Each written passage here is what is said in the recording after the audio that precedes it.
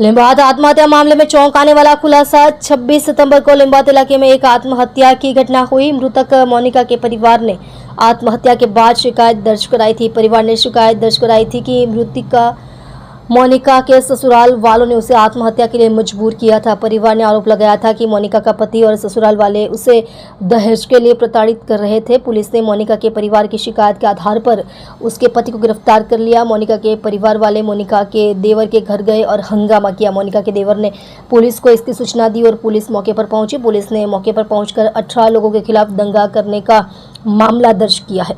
आप देख रहे हो MPS 24 live news channel Parasmal Prajapati के साथ। ગત 26 તારીખના રોજ લિંબાયત પોલીસ સ્ટેશનમાં એક આપઘાતનો બનાવ બનવા પામેલ, જે સંબંધે પોલીસે અકસ્માત મોત દાખલ કરી અને તપાસ હાથ ધરેલ।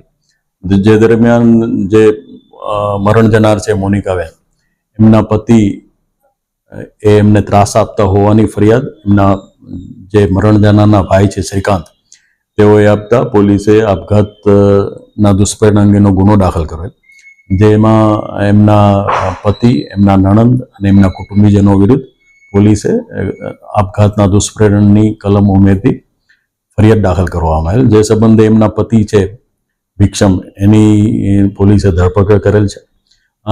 અને આ દરમિયાન જે એમના નણંદ છે, ભોગ બનનારના નણંદ, એના ઘરે આ જે છે એમના ફરિયાદ પક્ષના માણસો અને એ સિવાય એમના સમાજના માણસો એ ત્યાં પહોંચી અને હંગામો કરતા જે એ ફરિયાદી છે એમના નણંદે પોલીસને જાણ કરતા પોલીસ તાત્કાલિક ત્યાં પહોંચી અને આ જે ફરિયાદી છે જ્યોત્સનાબેન, એમની ફરિયાદ લઈ અને રાયોટિંગનો ગુનો દાખલ કરવામાં આવે, જેમાં 18 આરોપીઓ વિરુદ્ધ ફરિયાદ દાખલ કરેલ। જેનો બનાવ એવો બનવા પામેલ કે પોલીસ ત્યારે એમને એમના કોલ ઉપરથી એમના સ્થળ ઉપર ગઈ ત્યારે આ લોકોએ પોલીસની વાન રોકવાનો પ્રયત્ન કરેલ અને જે આ ફરિયાદી જ્યોત્સનાબેન છે એમના ઉપર હુમલો કરેલ, જેથી પોલીસે તેમને બચાવી અને એમને સારવાર માટે મોકલી આપેલ।